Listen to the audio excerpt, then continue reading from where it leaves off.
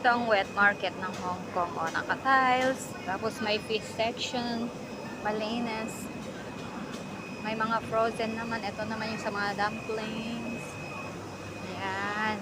Ito yung dalag nila, oh. Tapos, yan. May matagalinis dito, guys. Yan yung mga isda. Ang sarap sana nito. Kung paano, $4 ang isang gram. Ang mahal.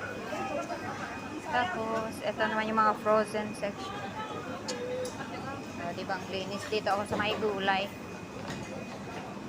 Yan, pusits. Yan, malinis sila dito. Tapos, per basket.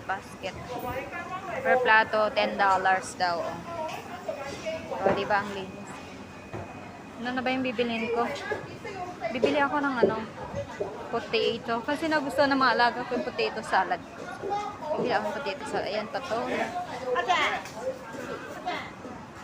Kamatis. Bibili ba akong kamatis? Sibuyas.